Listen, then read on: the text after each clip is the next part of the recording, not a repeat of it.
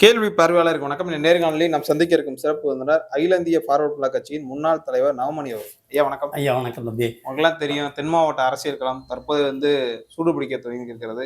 ஒருபுறம் பார்த்தோம்னா டிடிவி தினகரன் அவர் நான் எடப்பாடி பழனிசாமி அவரோட சேர்ந்துறது நான் தூக்கு போட்டு சாவேனே தவிர அவரோட சேர மாட்டேன்னு ஒரு கருத்தை வச்சுட்டு இத்தனை நாளா அரசியல் பண்ணிக்கிட்டு இருந்தாங்க. தற்போது இணைஞ்சிருக்காங்க. தென் மாவட்ட மக்கள் மத்தியில் கூட ஒரு கொந்தளிப்பு கூட ஏற்படுற மாதிரி நான் பல்வேறு கருத்துக்கள் பார்க்க முடியாது. முக்கியமாக பார்த்தோம்னா சசிகலா அவர் கூட அரசியல் ரீஎன்ட்ரி கொடுக்க ஆரம்பிச்சிருக்காங்க. எப்படி பாக்குறீங்க இது தம்பி? அவங்க அது உள்கட்சி பிரச்சனை. அண்ணா திராவிட முன்னேற்ற கழகத்துக்குள்ள இருக்கக்கூடியவங்க. அம்மா ஜெயலலிதா இருக்கும்போதும் சரி, அதுக்கு முன்னால எம்ஜிஆர் இருக்கும்போதும் சில பேரை நீக்கம்ன்றது தடாலடியா இருக்கும். ஓகே, அவங்க கூட எந்த தொடர்புமே வச்சுக்கிற மாட்டாங்க. ஒரு சாதாரண ஒரு விருந்து விசேஷங்கள், ஒரு காதணி விழா, திருமண விழாவில் கூட ஒரு அந்த அரசியல்ல இருந்து ஒதுக்கப்பட்டவங்களா இருந்து அவங்க கூட பேசவே மாட்டாங்க. அப்படி ஒரு பகை உணர்வோடவே புறக்கணிக்கப்பட்ட நிலையில இருந்தவங்க அந்த டிடிவி தினகரன் இருந்தாரு. இவங்களும் ஒரு சமயத்துல இருந்தாங்க. இப்ப எல்லாரும் திருப்பி ஒன்னா ஆகுவாங்க. அம்மா இறந்ததுக்கு பின்னால அந்த ஆட்சி சரியா அமையணும் அப்படின்றதுக்கு எல்லாரும் ஒண்ணுபடணும்ன்றது எங்களை மாதிரி ஆட்களுக்கு விருப்பம். ஆனா இந்த ஆட்சியையும் சரி, அம்மா ஜெயலலிதாவுக்கும் மிகப்பெரிய பாதுகாவலா இருந்தது புதிய பார்வை ஆசிரியர் அருமையண்ணன் அமரர் நடராஜன் அவர்கள். அவரு ஒவ்வொரு நிகழ்வையும் சாணக்கியத்தனமா நடத்திக்கிட்டே இருந்தார். அவர் எது செஞ்சாலும் அது அதிமுகவுக்கு சாதகமா வரணும்னு தான் செஞ்சார். அவர் ஒவ்வொரு ஒரு கட்சி ரெண்டு ஆனதுக்கு பின்னால ரெட்டலைய முடக்கப்பட்ட நிலையில கூட மீண்டும் ஒன்றாக்கி ஜானகி அணி ஜெயலலிதா அணின்னு இருந்ததை ஒன்னாக்கி மீண்டும் ரெட்டலைய கைப்பற்றி ஆட்சிக்கு கொண்டு வர்ற அளவுக்கு இருந்து ஜெயலலிதாவுக்கு முழு பாதுகாப்பா இருந்தது அந்த குடும்பம் தான். அன்னைக்கு அவங்க இல்லை அப்படின்னு சொல்லி சொன்னா ஜெயலலிதாவுனால அரசியல் பண்ணியிருக்கவே முடியாது. அப்படிப்பட்ட ஒரு இதுகள் அவங்களுக்கு ஒரு பின்பலம் இருந்தது. அவங்க சமுதாயம் சார்ந்து இல்லை, அவங்க அடிப்படையில் திராவிட இயக்கத்துக்காரங்க. ஆனால் தென் மாவட்ட மக்கள் முழுக்க முழுக்க அது ஒரு சமுதாய பார்வையை அவங்கள பாதிச்சு பார்த்தாங்க. அதனால அவங்களுக்கு ஒட்டுமொத்த ஆதரவையும் கொடுத்தாங்க. ஒரு கலைஞர் கருணாநிதி மேலான எதிர்ப்பு ஒட்டுமொத்தமாக எம்ஜிஆருக்கும் ஜெயலலிதாவுக்கும் வாச்சு. ஓகே, அதில் ஜெயிச்சாங்க. இப்போ அந்த கட்சி துண்டுபட்டதுக்கு பின்னால் அதுக்கு என்ன காரணம் அப்படின்னு சொல்லி சொன்னால், இந்த எடப்பாடி ஆட்சி காலத்தில் இந்த 10.5 இடஒதுக்கீடுன்னு சொல்லி ஒரு அறிவிப்பு வந்தது. ஓகே, அது இந்த டிஎன்டி மக்களுக்கு முழு பாதிப்பாக அமைஞ்சது. அந்த ஆட்சியில் ரொம்ப வேண்டுகோள் வச்சோம். நான் உள்பட போய் நேர பார்த்துப்பேன். அந்த டிஎன்டி சீர்பரப்பு நலச்சங்க சார்பில் ஒரு 25 பிரதிநிதிகள், 69 ஜாதி, அதில் 29 பிரதிநிதிகளில் நானும் ஒருத்தனாவே பேசணும். அதில் ஒரு மினி ஒரு மந்திரி சபை மாதிரியே இருந்தது. எடப்பாடி, ஓபிஎஸ், எல்லாம் மார்பி சகோதரர் செல்லூர் ராஜு, உதயகுமார், எல்லாம் இந்த சமுதாயம் சம்பந்தப்பட்ட மந்திரிகள் அத்தனை பேரையும் ஒன்றா இருந்தாங்க. அதில் இந்த டிஎன்டியினுடைய பாதிப்புகளை போறான்னு சொன்னேன். அந்த பக்கம் ஒரு பிள்ளை பார்த்தீங்கன்னா, இப்போ ராம்நாட்டில் ஒரு பிள்ளை பிறக்குது அப்படின்னு சொல்லி சொன்னால், பிறக்கும்போது அது டிஎன்டியாக இருக்கும், எம்பிசியாக இருக்கும். அதே பிள்ளை சென்னைக்கு போயிடுச்சு அப்படின்னு சொல்லி சொன்னால் பிசியாக போயிடும். மறவர்னு இருந்தீங்கன்னா நீங்கள் ராம்நாட்டில் பழைய ராம்நாடு, பழைய திருநெல்வேலியில் இருந்தீங்கன்னா எம்பிசி, மதுரையில் இருந்தீங்கன்னா பிசியாக போயிடும். இப்படி ஜாதிக்குள்ள ஜாதியே பிரிவினர்கள் பண்ணி வச்சிருக்கிறாங்க. இது ஒட்டு மொத்தமா இன்னும் 1979 ஜூன் 30 அந்த 10-30ன்ற ஜிஓ படி அன்னைக்கு டிஎன்டின்னு இருந்தது டிஎன்சியா மாத்திவிட்டாங்க. அந்த உரிமையை எங்களுக்கு மீட்டு கொடுங்க அப்படின்னு சொல்லி கோரிக்கைகள்லாம் வச்சிருந்தாங்க. அந்த டிஎன்டி டிஎன்டின்னா சென்ட்ரலுக்கு போயிடும். டிஎன்சி அப்படின்றது இப்போ /டிஎன்சின்னு கொடுக்குறாங்க. இது இந்த இரட்டை சான்றிதழ் வேணாம், ஒற்றை சான்றிதழ் வேணும்னு கோரிக்கையாக வச்சிருந்தாங்க. அதையும் அதிமுக கண்கொண்டு பார்க்கல. இந்த அதிருப்திகள்லாம் இருந்தது. இதை இன்னைக்கு அம்மாவை இப்போ சசிகலா அம்மாவை நம்முடைய இனம் சார்ந்தவர்கள்னு பார்க்கறதாக சில பேர் நினச்சிக்கிட்டு இருக்கிறாங்க. இன்னும் இந்த அரசியல்வாதிகள் அத்தனை பேரும் தங்களுக்கு அரசியல் அங்கீகாரம் வரணும் அப்படின்னா, அது பசும்பொன்னுக்கு வந்து மண்டியிட்டு வணங்கினா தான் அரசியல் அங்கீகாரம் கிடைக்கும்ன்ற ஒரு நம்பிக்கை அவங்களுக்குள்ள இருக்கு. ஓகே. இப்போ கூட பசும்பொன்னுல 24ஆம் தேதி அவங்க மாநாடு நடத்துறதாக இருக்கிறாங்க. ஒரு கட்சி இவங்க கூட தொடங்குன குடும்பத்துக்கு மாதிரி ஆமா சொல்றாங்க. இந்த இவங்களுக்குள்ளேயே அன்னைக்கு ஒரு குடும்பம் நடராஜன் இருக்கும்போது அவர் ஒருத்தர் தான் அரசியல் பண்ணார், அரசியல் இயக்கமா இருந்தார். ஓகே. ஆனா இன்னைக்கு அந்த குடும்பத்துக்குள்ள பலரும் அரசியல் தலைவர்களா அவங்கவங்க ஆசைக்கு தகுந்தாப்புல காய் நகர்த்துறதுனால இன்னைக்கு ஒட்டு மொத்தமாவே ஒரு குழப்ப சூழ்நிலையில இருந்துகிட்டு இருக்கு. இருந்தாலும் அவங்க இப்போ வர்றாங்க, இந்த ஜனங்களை நம்பி வர்றாங்க. எப்படி வர்றாங்கன்றதை பார்ப்போம். இந்த ஜனங்கள் என்ன மாதிரி ஆதரவா இருப்பாங்க அப்படின்னு சொல்லி. ஏன்னா இவங்க அதிகாரத்துல இருக்கும்போதே அவங்க ஒரு பொது தலைவராகத்தான் தன்னை காமிச்சுக்கிட்டாங்களே தவிர ஒரு சமுதாயம் சார்ந்த தலைவரா அவங்க அடையாளப்படுத்திக்கிட்டதே இல்லை. அப்போ பலவீனமாகும் போது சமுதாயத்தை கரெக்டா. ஓகே. அவங்க எப்ப வந்து அடிச்சு பொது செல்வாக்குல இருந்து கீழே வர்றாங்களோ அப்ப மட்டும்தான் சமுதாயத்தை தேடுறாங்க.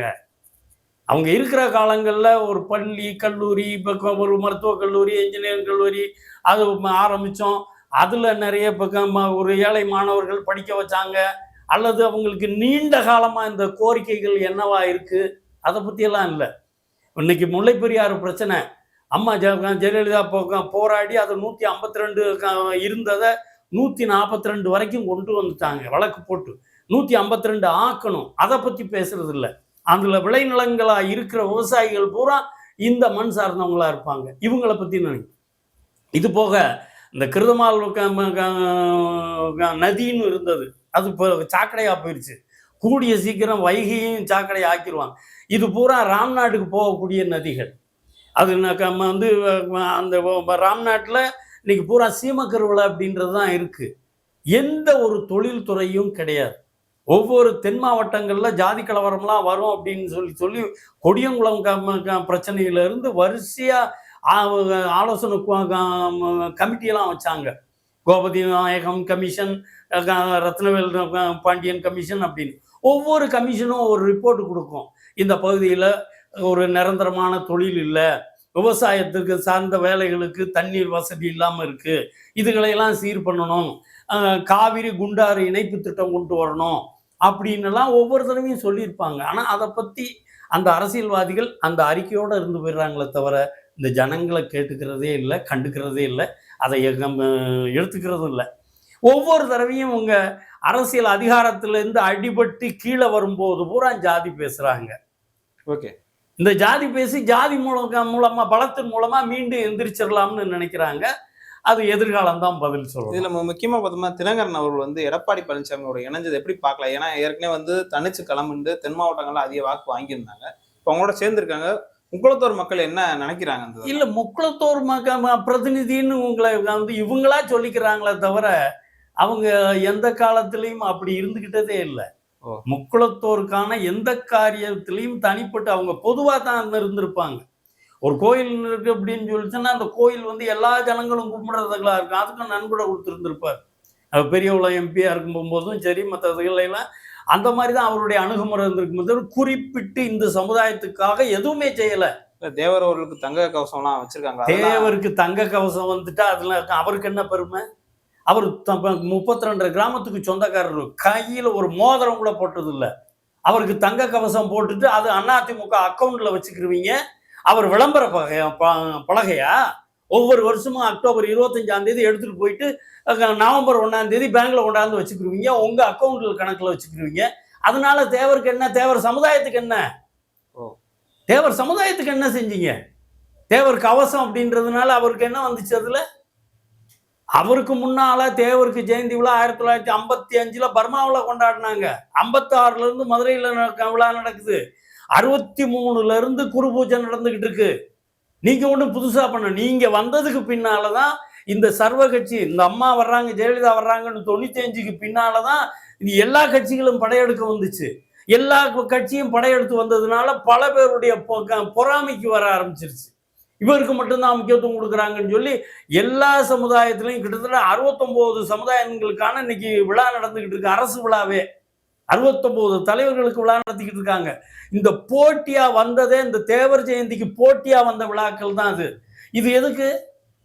இது தேவையில்லாத ஒரு வேலை, தேவையில்லாத இந்த ஜாதிக்கு அந்த ஜாதிக்கும் பகை, இந்த ஜாதிக்கு அந்த ஜாதிக்கு எந்த ஜாதிக்கும் எந்த இதுவும் உறவும் இல்லாம ஜாதிக்குள்ள ஜாதி தனித்தனி பிரிவுகளா பார்க்கிற ஒரு பழக்கம் இந்த திராவிட இயக்கங்கள் வந்த பின்னால்தான் வந்திருக்கு. அதுக்கு முன்னால அந்த இதுகள் இல்லை. உங்க அரசியல் சண்டையெல்லாம் அங்க வச்சுக்கிட்டு இருக்கீங்க பசுமன்ல கொண்டாந்து. முதல்ல ஜெயலலிதா வந்த பின்னால அதுக்கப்புறம் டைம் போட ஆரம்பிச்சாங்க. இஷ்ட நேரப்பட்ட நேரத்துல போய் சாமியை கும்பிட்டுக்கிட்டு வந்துகிட்டு இருந்தான். 2 அணியா பார்த்து திமுக ஆதரவு கட்சிகள், அதிமுக ஆதரவு கட்சிகள் டைம் போட ஆரம்பிச்சுட்டாங்க. 30ஆம் தேதி மட்டும்தான் அந்த பிரச்சனை தொடங்கி வச்சவங்க ஜெயலலிதா தான் தொடங்கி வச்சாங்க. ஆமா, ஜெயலலிதா காலத்துல தான் ஆரம்பிச்சது. 98ல தான் வந்து அந்த மூடப்பட்ட வாகனங்கள்ல வரக்கூடாது, சாரி திறந்த வாகனங்கள்ல வரக்கூடாது, மூடப்பட்ட வாகனங்கள்ல தான் வரணும்னு சட்டங்கள்லாம் போட்டு அது ஒரு தலைவருக்கு 3 கார் தான் போகணும், கேரியர் இருக்கக்கூடாது, வண்டியில இருக்கக்கூடிய ஆர்சி புக்கு டிரைவர் புக்கு இதுகளை பூரா சப்மிட் பண்ணிடணும். இப்படின்ற கட்டுப்பாடுகள் பூரா காலங்காலமா தேவர தெய்வமா போற்றக்கூடிய ஃபார்வர்ட் பிளாக் தலைவர்களுக்கு தான் கட்டுப்பாடு விதிச்சாங்களே தவிர 30ஆம் தேதி போற திமுக அதிமுகவுக்கு இந்த வரமுறை இல்லை. அவங்க பாட்டுக்கு 100 கார் 150 கார்ல போய் இவங்க அரசியல் சண்டையை அங்க போட்டுக்குருவாங்க. இவங்க மன்னர்லி தாகிருஷ்ணே டிஆர் பாலு இவங்கெல்லாம் இருக்கும்போது ஸ்டாலின் வந்திருந்தாரு. இவங்க அங்க கூடியிருந்த மக்கள் முதல்ல அதுக்கு அதிமுக காரங்களா கூடியிருந்தது. இவங்க வந்த உடனே மண்ணெல்லி எரிஞ்சான், கல் எரிஞ்சான். அப்புறம் இவங்க டைம் வரும்போது இவங்களுக்குள்ள பிரச்சனை வந்தது. அதனால அந்த நேர ஒதுக்கீடு வந்ததெல்லாம் கூட இவங்க போட்டி அரசியல்னாலதான், ஃபார்வர்ட் பிளாக்னாலேயோ தேவர தெய்வமா போற்றக்கூடிய ஆட்கள்னாலேயோ இல்லை. இந்த 10.5 எதிர்ப்பு வந்த உடனே எடப்பாடி வரக்கூடாதுன்னு சொன்னாங்க. நாங்க எங்களை பொறுத்தளவுல தேவர தெய்வமா வழிபடக்கூடிய யாரும் பசுமனுக்கு வரலாம் அப்படின்னு இப்ப சீமான கூட சொன்னோம். நான் அதுவே ஓப்பனாவே சொன்னேன். அதுக்கு முன்னால அந்த வந்து பசுமனுடைய இல்ல காப்பாளராக இருந்தவர் 96 97 அந்த பீரியட்ல தென் மாவட்ட கலவரங்கள் இருந்தது. அப்ப பத்திரிகையில தம்பி மாதிரி ஒரு பத்திரிகையாளர் கேட்டார், ஜான் பாண்டியனும் கிருஷ்ணசாமியும் பசுமனுக்கு வந்தா நீங்க வரவேற்பீங்களா, எதிர்ப்பு காட்டுவீங்களா அப்படின்னு சொல்லி அந்த காப்பாளர் நடராஜ தேவர்கிட்ட கேட்டாங்க. அவர் சொன்னார், இது வழிபாட்டு தலம், வணங்கக்கூடிய தேவர் இருக்கிற காலங்கள்லையும் இங்க ஜாதி வேறுபாடு இருந்ததில்லை. ஜான் பாண்டியனும் கிருஷ்ணசாமியும் டாக்டர் கிருஷ்ணசாமியும் பசுமொன்னுக்கு வந்தா நாங்க மாலை போட்டு வரவேற்கிறதுக்கு தயாரா இருக்கோம்னு சொல்லி பேசினார். அந்த மனநிலையில தான் நாங்க இருக்கக்கூடியவங்களா.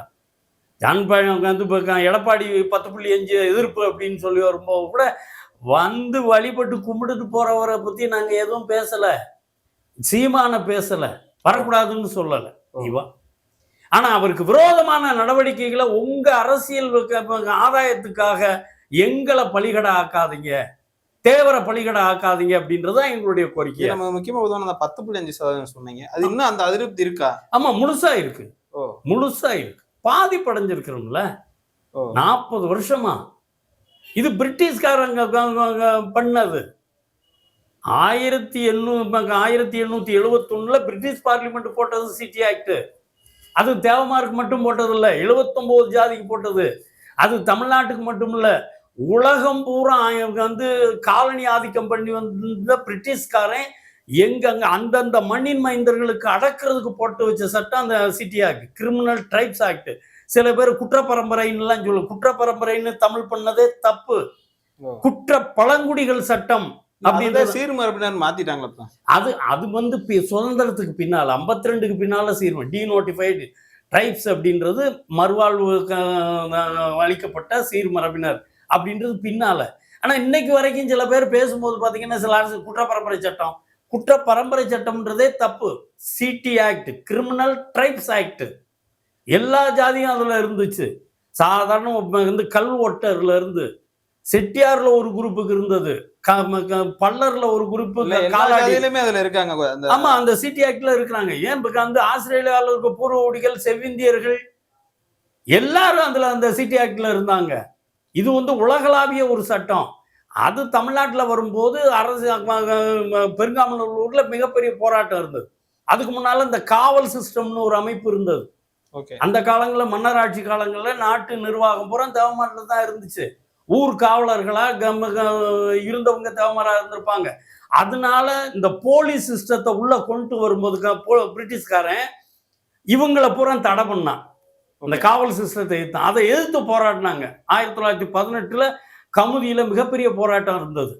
இப்படி தொடர்ந்து இந்த சட்டத்தின் பேரால இந்த தேவர் சமுதாய மக்களை அடக்கி ஒடுக்கி வச்சுக்கிட்டே இருக்கிறாங்க. அதனால பாதிப்படைஞ்சாங்க. அந்த பாதிப்புல இருந்து மீட்டெடுக்கிறதுக்கு தான் அந்த சீர்மரபின நலத்துறைன்னு ஒண்ணு வந்தது. ஓகேங்க. பல்வேறு கருத்துக்கள் சொல்றீங்க. முக்கியமா பார்த்தோம்னா இந்த 2026 தேர்தல் தினகரன் அவர்கள் வந்து சேர்ந்திருக்காங்க. சசிகலா அவர்கள் வந்து புதிய கட்சி தொடங்கி வந்து புதிதாக போட்டியிட இருக்காங்க. எப்படி பார்க்கலாம்? இதெல்லாம் வந்து என்னன்னா இவங்க செய்யறது பூரா திமுகவுக்கு ஆதாயம். திமுகவுக்கு எப்படி இப்ப வந்து திமுக எதிர்ப்பு ஓட்டுகள் பூரா அப்படி செதஞ்சு வந்துச்சுன்னா திமுக மீண்டும் ஆட்சிக்கு வரும். இவங்க எல்லாரும் எதிர்ப்பு திமுகவுக்கு எதிர்ப்பான ஓட்டுகள் பூரா வாக்குகள் பூரா ஒரு கட்சியில ஒரு சின்னத்துக்கு வந்துச்சு அப்படின்னா, ஒரு கூட்டணிக்கு வந்துச்சு அப்படின்னா திமுக தோல்வியை தழுவக்கூடிய சூழ்நிலை வரும். அந்த திமுக ஆட்சி பீடத்திலிருந்து இறக்கி விடக்கூடாதுன்றதுக்காக இது உள்வேலையோ அப்படின்னு சந்தேகப்பட வேண்டியிருக்கு. திமுகவை பாதுகாக்கணும். நம்ம சசிகலா அப்படி பார்க்க முடியாதுல்ல. அம்மா அவரோட நெருங்கி பழகுனவங்க, திமுக தீய சக்தி எல்லாம் சொல்றாங்க. எல்லாம் பேசுவாங்க. ஏன் டிடிவி தினகரன் என்னென்ன பேசினாரு? அது திராவிட இயக்கங்களுக்கு அது பழக்கம். அரசியலில் நிரந்தர எதிரியும் இல்லை, நிரந்தர நண்பனும் இல்லைன்னு சொல்லி நேரத்துக்கு ஒண்ணு பேசுவாங்க. எங்க கால அரசியல், எங்க இயக்க அரசியல்கள் இன்னைக்கு இல்ல, அது பேசப்படலை. அன்னைக்கு வந்து ஒரு கட்சியில் அப்படின்னா, ஒரு கட்சி கூட்டம் நடக்குது அப்படின்னா இன்னொரு கட்சிக்காரன் என்ன பேசுறாங்கன்னு பார்க்க போவோம். இன்னைக்கு என்ன இருக்கு? நீங்களே கூட்டம் போடுறீங்க, ஆட்களை ஆர்கனைஸ் பண்றீங்க, என்ன ஏதுன்னு தெரியாம வந்து உட்கார வச்சுட்டு அவங்களுக்கு சாப்பாடு கொடுத்து அனுப்பி விடுறீங்க. கொள்கை ரீதியான பொதுமக்கள் உங்க திட்டங்களை பத்தி பேசுறதுக்கே வழி இல்லையே. திமுகவா இருந்தாலும் அண்ணா திமுகவா இருந்தாலும் பொதுமக்கள் வர்றதில்லை. கட்சிக்காரன் கட்சிக்கு தான் ஓட்டு போடுவான். இது எந்த பக்கம் ஜெயிக்கிற மாதிரி இருக்குன்னு ஜெயிக்கிற கட்சியை பார்த்து ஓட்டு போடக்கூடிய ஒரு குரூப் இருக்கும். அதுதான் உங்களுக்கு ஓட்டு போட போகுது. இதுல சிறுபான்மையினர்னு சொல்லி இப்ப வந்து முழுக்க சப்போர்ட் பண்றீங்க ஒரு தரப்பு, என்ன காரணம்னு இல்லாமல. அப்போ அந்த சிறுபான்மையினர் வந்து இப்போ ஏறத்தாழ 49%, 29% ஓட்டு நமக்கு வாங்கிட்டோம் அப்படின்னா ஜெயிச்சிருவோன்ற கணக்குல அவங்க இருக்கிறாங்க. பெரும்பாலான அரசியல்வாதிகள் இப்படித்தான் இருக்கிறாங்களே தவிர மெஜாரிட்டி மக்களை பற்றியான சிந்தனையே கிடையாது. அதுக்கு பார்த்தீங்கன்னா இப்போ இந்த 5000 ரூபா அப்படின்னு சொல்லி 5000 ரூபா அறிவிப்பு அப்படின்றதுலாம் அது வந்து சில அந்த ஆட்சி மேலே இருந்த சில அதிருப்திகளை குறைக்கலாமே தவிர அதை நீண்ட காலமாக மக்களுக்கு தேவையான எவ்வளோ வந்து ஜெயலலிதா காலத்தில் நிறைய நலத்திட்டங்கள் பாமர ஜனங்களுக்கு கிடைச்சிக்கிட்டு இருந்தது. அதுக்கெல்லாம் எதுவும் இல்லையே. அன்னைக்கு கடைசியில் இந்த 5வது வருஷத்தில் வந்து கம்ப்யூட்டர் கொடுக்குறோம், லேப்டாப் கொடுக்குறோம் அப்படின்லாம் சொல்லிக்கிட்டு இருக்கீங்க. அதுக்கு முன்னால் ஏன் அதை நிறுத்துனீங்க? இன்னைக்கு இன்னைக்கு 1000 ரூபா 2000 ரூபான்றீங்க. நாளைக்கு ஆட்சி வந்தோம்னா மாறுச்சுன்னா சாலை பணியாளர்கள் வேலை நிறுத்தம்ன்ற முதல்ல நீக்கினாங்க. இப்படி ஒரு ஆட்சி வந்து இன்னொரு ஆட்சிக்கு வரும் போகும்போதே இந்த திட்டங்கள் பூரா கிளப்பில் போடக்கூடிய அரசியல் காழ்ப்புணர்வு காரணமாகவே நேரடியாக படிச்சுட்டு அரசியல் இன்னைக்கு ஆட்சி இல்லை எல்லாமே கான்ட்ராக்ட் பேஸாக போயிடுச்சு. எல்லா அலுவலகங்களையும் ஒப்பந்த தொழிலாளி தான். குப்பை அள்ளுறதுலேருந்து அலுவலகத்தில் கூட்டுறது வரைக்கும் நிரந்தரமான அரசு ஊழியர்கள் கிடையாது. பூரா கான்ட்ராக்ட் சிஸ்டமாக போயிடுச்சு. இதை மாற்றினீங்கன்னா ஏழை மக்களுக்கு படிச்சுட்டு வேலைக்கு போகிறவனுக்கு வாய்ப்பு இருக்கும். அதை செய்யறதுக்கு அரசாங்கங்கள் தயாராக இல்லை. படிச்சுட்டு எவ்வளோ பேர் வந்து இப்போ தேர்வு எழுதி மாற்றி எழுதிக்கிட்டே இருக்கிறான், வேலை கிடைக்கல. நீங்கள் எங்கிட்ட அரசு வேலை எதிர்பார்க்க முடியும்? கான்ட்ராக்ட் அப்படின்னா ஒரு ஆஃபீஸுக்குள்ளே அப்படின்னா 10 பேர் இருக்கிறாங்கன்னாக்க 35 பேர் கான்ட்ராக்ட் லேபர் இருக்கிறாங்க. ஒப்பந்த தொழிலாளியின் பேரில் அவர் பேருக்கு வேலையை பார்த்துட்டு அந்த பாட்டுக்கு நேரத்துக்கு போயிடுறான். நிரந்தரமான ஒரு அக்கறை உள்ள தொழில் அந்த அரசு நிர்வாகம் தெரிஞ்ச ஆட்கள் அங்கே இல்லை. அதனால தான் அந்த பின்னடைவு. ஆட்சி இதில் திட்டங்கள் சரியாக செயல்பட முடியாமல் மக்கள்கிட்ட போகாமல் இருக்குன்றத நம்ம நேரடியாக பார்க்குறோம். மதுரையில் குப்பை நகரம்னு சொல்கிறோம் இல்லையா? இந்த பாருங்க வந்து ஷாப்பிங் காம்ப்ளெக்ஸு கட்டி எவ்வளவு நாள் ஆச்சு ஸ்மார்ட் சிட்டி? இன்னைக்கு என்ன ஆச்சு? இதுவரைக்கும் திறக்கலை. அப்போ அரசுக்கும் மக்களுக்குமான தொடர்பாக இருக்கக்கூடிய நல்ல அதிகாரிகள் அவங்க வந்து இல்லை, பூரா கான்ட்ராக்ட் வேலையில் இருக்கிறாங்க. அவங்களுக்கு என்ன, நமக்கு வந்து அரசுகிட்ட இருந்து ஒரு தொகை வாங்குகிறோம், நம்மளை நம்பி இருக்கிற வேலையை லேபருக்கு ஒரு கூலியை கொடுக்குறோம், இதுலேருந்து லாபத்தை நம்ம எடுத்துக்கிறோம் அப்படின்றது தான் போயிட்டு இருக்காங்களே தவிர, இது ஒரு ஜனநாயக ரீதியான மக்களாட்சி தத்துவப்படி நடக்கவே இல்லைன்றது தான் வருத்தம். அது வரணும் அப்படின்றது நம்ம ஆசை. ஓகேங்க, பல்வேறு கருத்துக்கள் வந்து வணிக மிக்க நன்றி. நன்றி.